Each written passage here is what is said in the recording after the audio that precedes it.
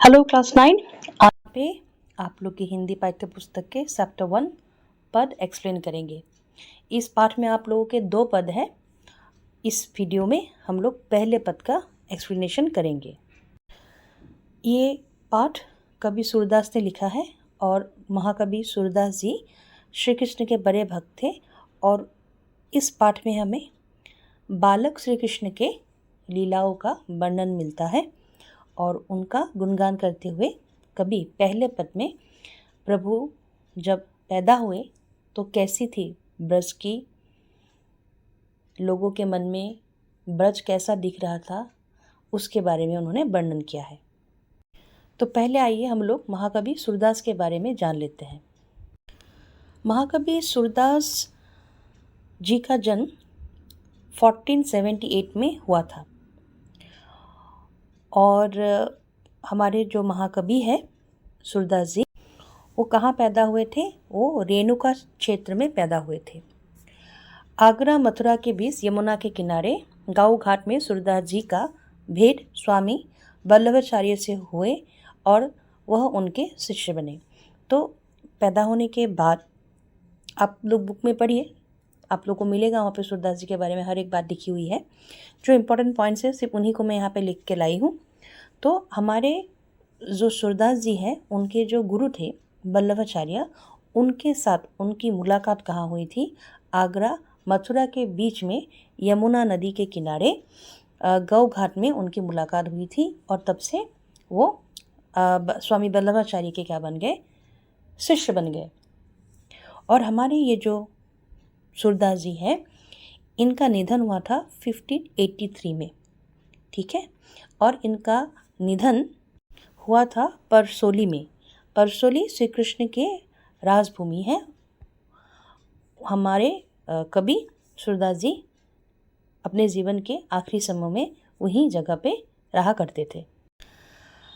फिर सूरदास जी ने भजन कीर्तन रूप में भगवान श्री कृष्ण की लीलाओं का मधुर और प्रभावपूर्ण गायन किया। मतलब वह कृष्ण भक्त थे तो उन्होंने जो भी भजन लिखा, जब भी कीर्तन किया, श्री कृष्ण की लीलाओं का ही वर्णन किया और इतनी सुंदरता से उन्होंने श्री कृष्ण को अपने भजनों में, अपने कीर्तनों में वर्णन किया। ऐसा लगता था जैसे वो भगवान श्री कृष्ण से मिल चुके हो, या जो भी लीलाओं का वर्णन होता है ऐसा लगता है कि उस समय हमारे कवि जी वही थे। अब उनके द्वारा जो ये भजन कीर्तन गाए गए, लिखे गए, इन सब को इकट्ठा करके एक ग्रंथ बनाया गया। उस ग्रंथ का नाम है सुरसागर।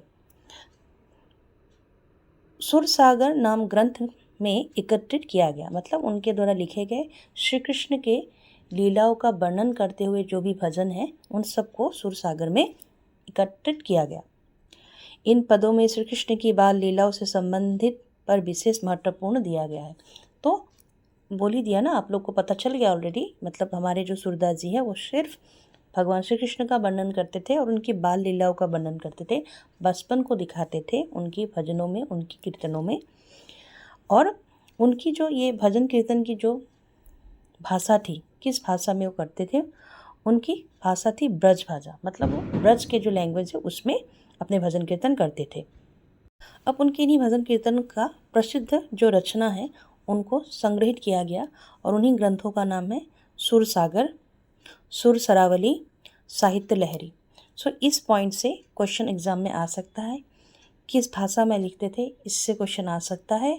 इन्हें आप लोग ज़रूर याद रख लीजिए। पद भाग 1। शोभा सिंध न अंठ रही, नंद भवन भरी पुरी उमंगी चली, ब्रज की बिथिनी फिरती बहिरी।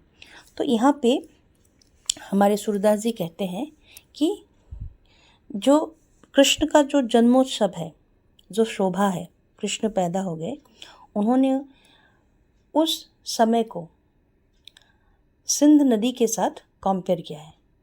सिंध नदी, और ये जो एक हैप्पी मोमेंट था, श्री कृष्ण पैदा हो गए, घर वाले, आसपास के लोग, जितने भी लोग थे सब हैप्पी थे, और उसकी कंपैरिजन में उन्होंने सिंध सागर का नाम लिया। सागर कितना बड़ा होता है ना?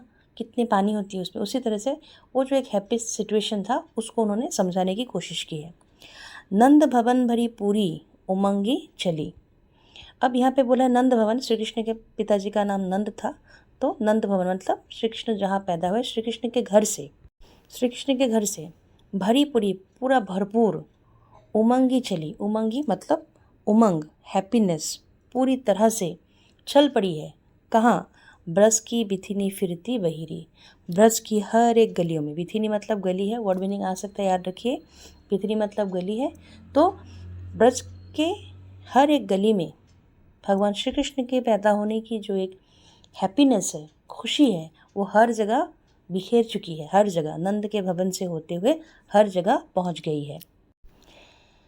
देखी जाए आज गोकुल में, घर घर बेचित फिरत दधीरी। गोकुल मतलब श्री कृष्ण जहाँ पैदा हुए जगह गोकुल में हर जगह दिखाई दे रहा है।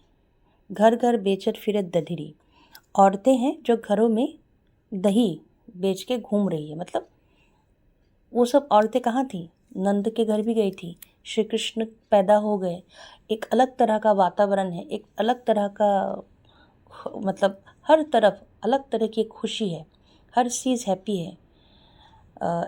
पेड़ पौधे जानवरों से लेकर हर चीज़ हैप्पी है, और उसी को जताने के लिए, उसी फीलिंग को जताने के लिए देखी जाए आज गोकुल में घर घर बेचत फिरती दधीरी। घर घर जो दही बेचती हुई औरतें हैं, ठीक है। कही लगी कहूँ बनाई बहुत विधि, कहत तक मुख सहसो निवरीरी। निवरीरी मतलब यहाँ पे ये जो औरतें हैं, ये घूम घूम कर श्री कृष्ण के जो क्यूटनेस आप बोल सकते हो, जो सौंदर्य है, ठीक है, उसको वर्णन करने के लिए कोशिश कर रहे हैं। और बोला गया है कि वो लोग कहते फिर रहे हैं, नंद के घर में बेटा पैदा हुआ है, उसका चेहरा इतना सुंदर है, ठीक है, हज़ारों मुख से भी बखान नहीं, मतलब हज़ारों मुख लग जाएंगे, मतलब हज़ारों लोग लगेंगे बोलने के लिए कि श्री कृष्ण जी कितने सुंदर है, लेकिन उसका वर्णन नहीं किया जा सकता। यशोमती उदर अगाध उदित है ती, उपजी ऐसी सवन कहीरी। फिर यहाँ पे भगवान श्री कृष्ण के मम्मी का वर्णन हुआ है, यशोमती के बारे में कह रहे हैं, गोपियों के माध्यम से, जो दही बेचने वाली औरतें हैं उनके माध्यम से। सूरदास जी कहते हैं ये जो यशोमती है, उदर मतलब पेड़ है, तो उनके गर्भ में, ठीक है, उनके गर्भ में इतनी क्या गहराई है। अगाध मतलब कितना गहरा है वो पता नहीं है, कोई सीमा नहीं है, कितनी दूर तक है उसका मतलब कोई उपलब्ध हम लोग नहीं कर सकते हैं। समुद्र, उदित मतलब समुद्र है, तो यशोमती के जो गर्भ में कितना गहरा है, मतलब उन्होंने श्री कृष्ण भगवान को पैदा किया है, तो उसका वर्णन करें कि इनके बदन, मतलब इनमें एक भगवान पैदा कर दिया, तो ये माँ कितनी महान होगी, उसके बारे में मतलब वो वर्णन कर रहे हैं, ठीक है। उपसी ऐसी सवन कहिरी मतलब इतना अच्छा, इतना प्यारा, इतना सुंदर एक बच्चा पैदा हो गया, मतलब भगवान पैदा हो गए, यशोमती के गर्भ में भगवान पैदा हो गए, वो भी इतने मनमोहक, इतने सुंदर, इतने आकर्षित। सूर्यश्याम प्रभु इंद्र नीलमणि, ब्रज विनीता उर्लाई गहिरी। फिर हमारे यहाँ पे सूरदास जी जो है अपने बारे में जिक्र करते हैं। सुर श्याम प्रभु इंद्र नीलमणि मतलब सूरदास कहते हैं हमारे जो प्रभु हैं श्याम मतलब श्री कृष्ण जी जो हैं वो इंद्र के नीलमणि जैसे चमक रहे हैं, सुंदर है, और गोपियों के हृदय में बस गए हैं। गोपियों मतलब उनसे किसी की नज़र नहीं हट रही, उनके बारे में बोल के कोई ख़त्म नहीं कर पा रहा है।